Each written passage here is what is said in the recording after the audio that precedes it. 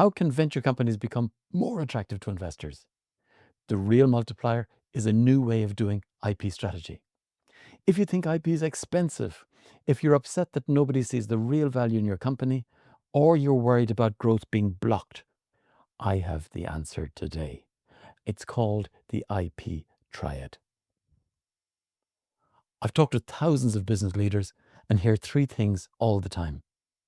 We know IP is important, but we don't have a budget. Investors just don't see the value in what we're doing. We're really worried that our growth will be blocked by unexpected IP risks.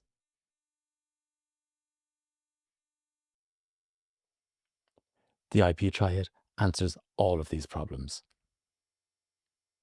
Every business I go into has a wealth of hidden assets that we can uncover even without filing new patent applications. We have tools, systems, and expertise to uncover and capture the value. This could take the form of trade secrets, unregistered IP, or a disorganized IP story. You can also find ways to eliminate unnecessary costs. You can even access a free gift at the link below. When you tackle this part of your business, you'll be able to identify new assets that your investors were not even aware of. And that's the first way to increase your value to investors. Also, you should be aware that your IP value is not frozen in time. Think of it as a living pool of assets that you can expand through clever management. That's where we come to the second arm of the IP Triad, where you boost your intangible value. How would you like to get multiple uses out of the same assets? Or perhaps you could build a portfolio by filling in the gaps and expanding strategically. And while you're doing it, you're building a continuous IP culture. So don't think of IP strategy as legalistic protection. Think of it in the real business terms of assets and risks. And that brings us to the third arm, risks that will block your growth just as you start scaling rapidly. As you become successful, you'll face many unexpected IP risks.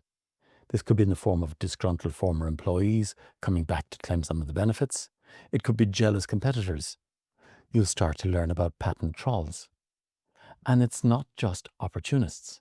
Some of the very large players like Microsoft or Pfizer or IBM spend billions of dollars on research and development every year. And it's very likely that you are practicing some of their inventions.